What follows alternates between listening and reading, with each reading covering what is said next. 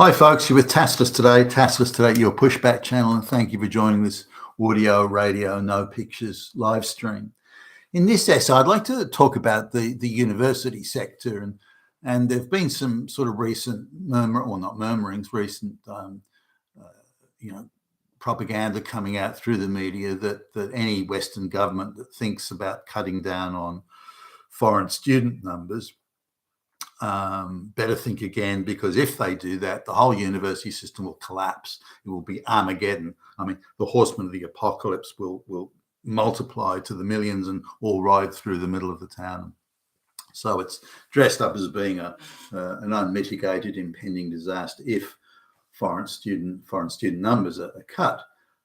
They can't possibly survive financially if and so on and so forth. So now, when you look at it, it's all very emotive and it's all very, very skinny on numbers and facts, which give it away that it's bullshit. But let's have a look at it, because some numbers got quoted in a few different articles, and I was thinking about it as I was driving along, and I thought, hold on, those numbers don't really add up very well. So I'll take a closer look. So that's the background, if you like, to how I come to be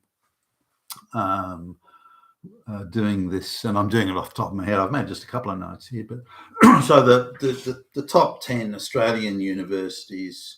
This could be the same anywhere, the US or Canada. They're all bleating and screaming. The universities are all bleating and screaming about they need all the foreign. In fact, they need to increase the number of foreign students. So let's have a look at this. The top 10 Australian universities supposedly get 80% of the fee-paying students in Australia. So these are by far and away Chinese and Indian, and really, not a whole lot else. There are some others. You get a few little groups, like there are some Brazilian students and so on. But anyway, they claim that they collect, or this is from a year ago now, they claim these top 10 universities say that they collect 4.5 billion in overseas student fees. Now, if you look at the numbers of students and you look at the money they're supposed to be collecting, then they don't seem like they're paying that much each. So I don't know how that works. So I'm rather suspicious about the numbers there. And by the way, like all these sort of things where they try and use statistics to push their agenda rather than to make clear what's going on, how many students are actually in the university system, or how many are in the scam college system, that they're rather vague on that. So it's hard to tell. If indeed the students are supposed to be here all at university, then the fees they're paying are actually quite low, so they need to be jacked up considerably. In which case they're paying less than local students are, and the argument is, or the benefit that these universities claim is the overseas students are paying huge dollars, and therefore they can't be pushed away or turned away or discouraged, because then the big buck fees that the universities are collecting would be lost. I've got doubts about that, but anyway. Now, the total amount of fees supposedly paid into Australia for education comes to around 15 billion. So if between 4.5 and 5 billion are being paid into universities, and you have to go to different documents to get this, you can't find any one cohesive document that has this. That means 10 billion, or if you like, 2/3 of the total amount of fees that are paid by foreign students in Australia. That means 2/3 of it is outside of the university system. Now, hey, hold on a minute. If it's outside of the university system, why the fuck would anybody come to another country to be educated outside of, surely you'd only come to Australia for an advanced education, through the universities, degrees and masters, PhDs, and so on. Yet, according to again the documents I've sifted through, at least 2/3 of all student tuition fees paid in Australia last year went to education institutions that were outside of the mainstream. That is, they weren't the universities. So this seems astonishing. I go, wow, 2/3 of it, two every $3 is paid. So where the fuck are these fees being paid? Well, they're being paid in scam colleges that are being set up by Indian and Chinese.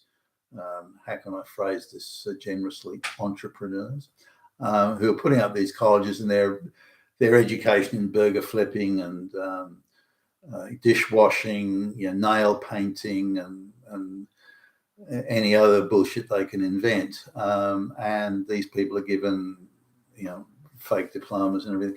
So now the students themselves, the foreign students themselves, are up in arms about any reduction in student numbering, because they all see it, and this seems to be universally. They all see coming to the West to get an education, whether it's in dishwashing or through university or some bullshit sociology course or something, that it's actually a backdoor way of getting citizenship.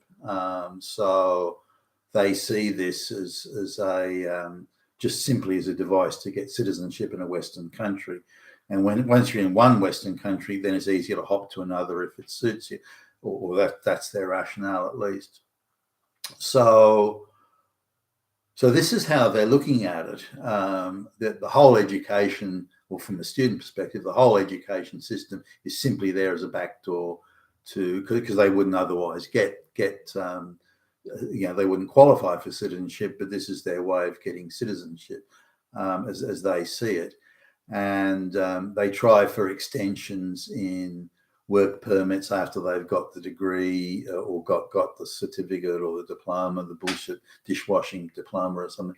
And then they try and once they've stayed or been in the country a certain number of years, then their chances of getting residency are much higher.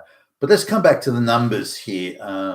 So $2 every $3 spent in Australian education is spent on bullshit sham colleges, not in the university. I didn't realise that. I had no idea it was so high. That I thought, I just assumed. I didn't really give it that much thought, but I just assumed that the bulk of the expenditure would be in the universities. I mean, why the fuck else would you come to Australia or the West? But again, the reality is that these scam colleges and they find scam Indian and Chinese businesses to sponsor them and so on. So they're bringing over masses of illiterate peasants to work in takeout food shops, all through these scam things, these scam colleges.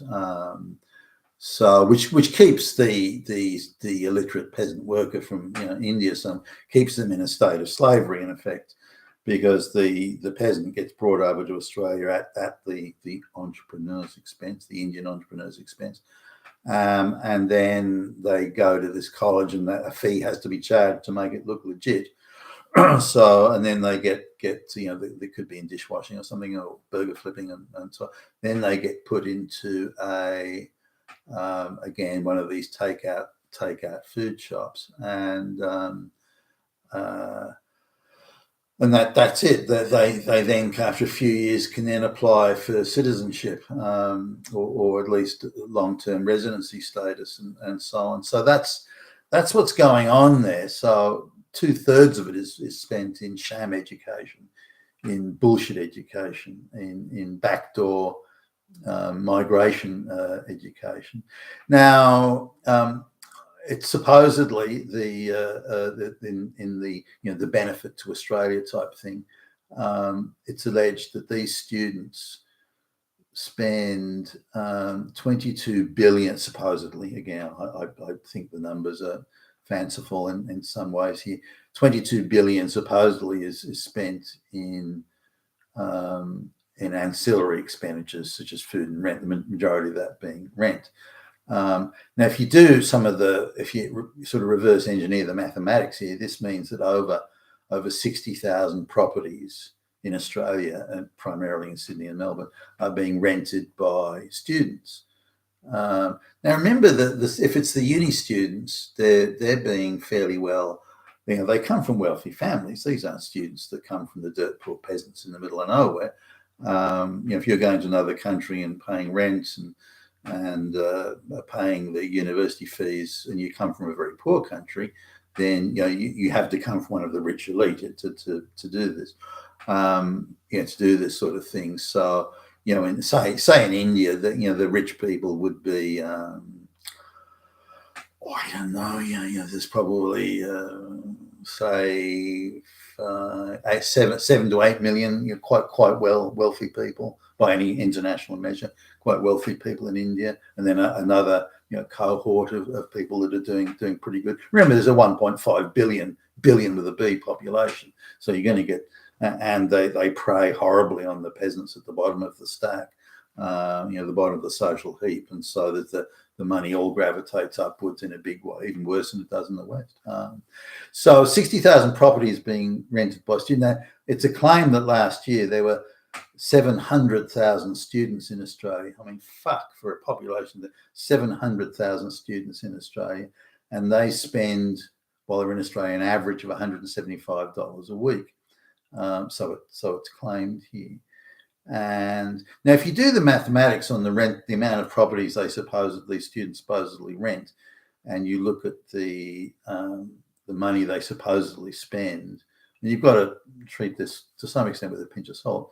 That means it's 4 people per bedroom of per rented property. If you do the overall mathematics on it, some of the richer people will have their own place. Some of the not so rich will.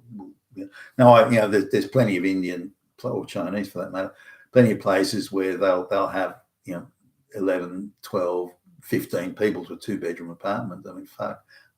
So that you can get a variance and a range in there. And again, this is primarily in Sydney and Melbourne. So this gives you an idea of not only the amount of properties that overseas students are renting. I mean, why they didn't, make specific student accommodation billing is quite beyond me. But why have these people in the open rental market? Well, why not make proper student accommodation and get them to stay there? In small hotel room sort of size cubicles. That if you want to come to study, then there you go. And include that as part of the overall fees, but that they weren't thinking that far ahead at the time. And I think they wanted these people in the rental market, in the property buying market. Some of the richer Chinese and Indians buy property, and a lot of it too. The students, using the students as fake nominees, and now. If we look at the expenditures or the amount of students that foreign students that have happened, it's clearly in my view, a premeditated scam.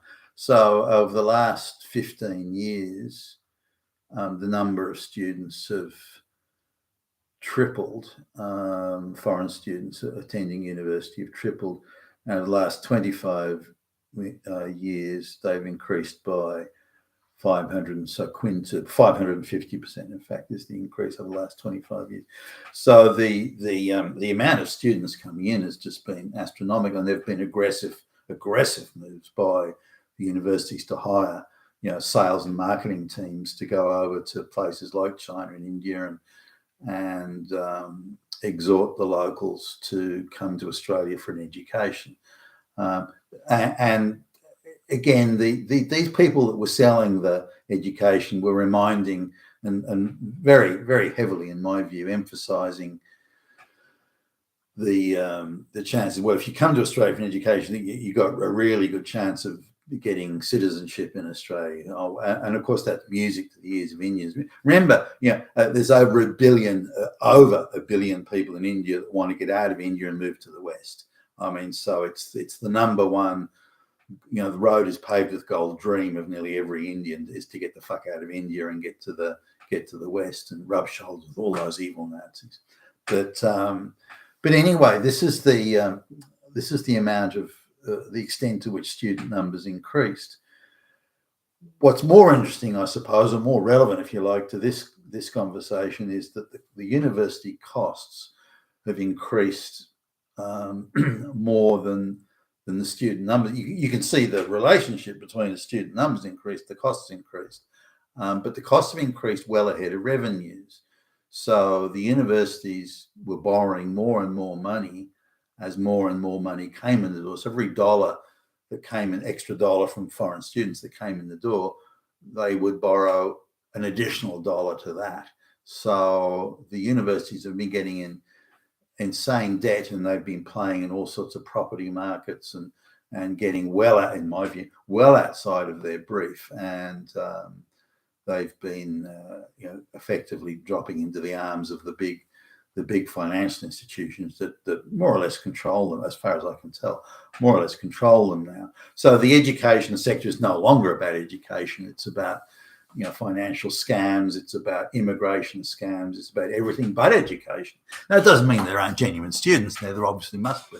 But that it's been this subverted and perverted is possibly hardly a surprise. Remember, the sort of people that are coming to Australia to do these, or the West generally, to do these come from the most corrupt basket case countries, either corrupt and or the most basket case countries in the world. So, I mean, what the fuck do you expect? But this is something that the universities could easily cut back on their costs. They could divest themselves of property that was purchased and in ill-advised real estate speculation. In my view, they could cut back on staff. I mean, the staff numbers have just exploded at the universities. They could cut back on that, and there's a friend of mine's wife. She was just sort of temping in like administrative type secretarial administrative type roles, and she was got a 6-month short-term contract at university, and she's never seen so many people sitting around with nothing to do as she did at university, all playing silly childish games. So the payroll, a bit like when Elon Musk took over Twitter and he could cut 80% of the staff for no difference in productivity. It's like, I mean, the universities are in that category. They could lay off thousands of people, including diversity departments and the like. And bear in mind, some of these diversity managers in the university are being paid like $500,000 a year, for Christ's sake. So they could easily cut back on cost. But the reality is that the whole education system needs a serious shake-up at the tertiary level, and bring it back to its core mission and purpose, which is to educate, and to take the finest, cleverest, brightest minds in the community and give them a further education. That's what it's there for. But that mission has been lost, and it's now turned into just a whole steaming pile of bullshit. And that's pretty scary and very concerning. And I'm surprised that there isn't more media attention to what's going on. You've been with Tacitus today, your Pushback channel, and thank you for listening.